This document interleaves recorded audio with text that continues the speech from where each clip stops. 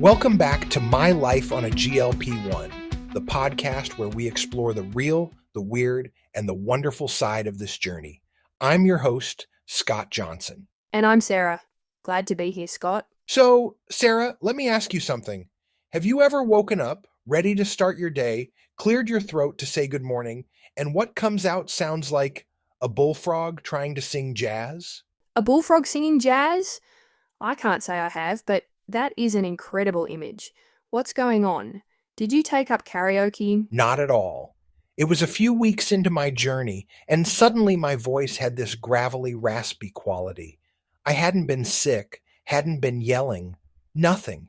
Even my dog looked at me sideways. Okay, now that you mention it, I have heard about this. That weird, unexplained hoarseness. It's one of those side effects nobody really talks about until you're up at midnight Googling, why do I sound like a 90s rock singer? Exactly. It's not in the big, bold letters on the pamphlet, but it turns out we are not alone. There's a real clinical connection. A major study that analyzed FDA reports found a significant link between these meds and what doctors call dysphonia. Dysphonia? That's a fancy word for it. So it's not just in our heads. Not at all. And the main culprit is something most of us are familiar with, just in a sneakier form, acid reflux. Oh, interesting. But I don't get heartburn. I thought that was the main sign of reflux. That's the twist.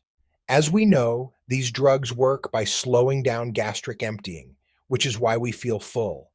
But the downside is that food and stomach acid sit around longer, increasing the chance for that acid to travel upwards. So it takes a little road trip. Right. And instead of causing that classic chest burn, it bypasses the chest completely and irritates the back of your throat and your vocal cords. It's called laryngopharyngeal reflux, or LPR. The nickname for it is silent reflux. Silent reflux. That makes so much sense. So you might not feel a thing, but you can hear it. It's that constant need to clear your throat, or feeling like something's stuck back there. Precisely. Your vocal cords are just trying to do their job in a slightly hostile work environment.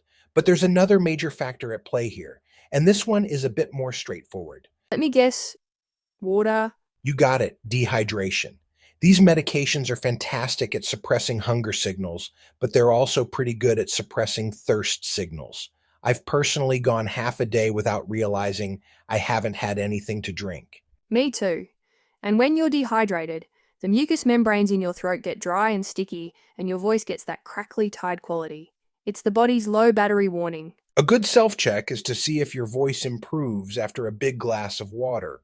If it does, dehydration is almost certainly part of the equation for you. Okay, so we've got silent reflux and dehydration. Is there anything else going on behind the scenes?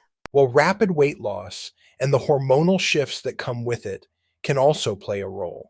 The body is going through a massive recalibration, especially during dose increases. It seems that's when a lot of people notice their voice changing, or maybe even a constantly runny nose. That's a great point. The body is adapting. So for anyone listening who is dealing with this, what are the practical steps? What actually helps? The number one thing, which we've already mentioned, is hydration. Drink more water than you think you need. Set a schedule for it instead of waiting to feel thirsty, because that signal might be offline. Good tip. And to combat that silent reflux, try to avoid eating for at least 2 to 3 hours before lying down. Give your stomach a head start. I've also heard that propping your head up with an extra pillow can make a difference. Absolutely. And during a flare-up, simple things like warm, non-caffeinated herbal tea or using a humidifier can be really soothing. It might also be a good idea to temporarily cut back on caffeine and alcohol, since they can be drying and worsen reflux. Those are all great, manageable tips. But we should also talk about when this goes from a minor annoyance to something you need to call your doctor about. This is critical. For most people, the hoarseness is mild and temporary, but you should definitely contact your provider if it lasts for more than 3 or 4 weeks without getting better. And there are some more urgent red flags, right? Yes, pay close attention to this part. If your hoarseness is paired with difficulty swallowing, shortness of breath, or if you feel a lump or swelling in your neck, you need to seek prompt medical attention. Don't wait. That's so important to hear. But for the vast majority of us, it's just the bullfrog making a temporary appearance. Exactly. It's important to remember that your body is adjusting, not failing. These are powerful medications with system-wide effects. A scratchy voice doesn't mean something is wrong or that you should stop. It's usually just a passing inconvenience. Well said, my friend. Your progress is still real. You're just doing it with a voice that occasionally sounds like it belongs in a film noir movie. And just a quick reminder, this podcast is for informational and entertainment purposes only. Always consult your healthcare provider with any concerns about your medication or symptoms. Disclaimers aside, we really do always appreciate you joining us and ask that you smash that 5-star rating wherever you stream your podcasts.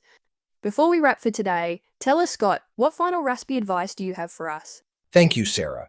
A hoarse voice during GLP-1 therapy does not mean the medication is harming you, that your treatment is going wrong, or that you need to stop.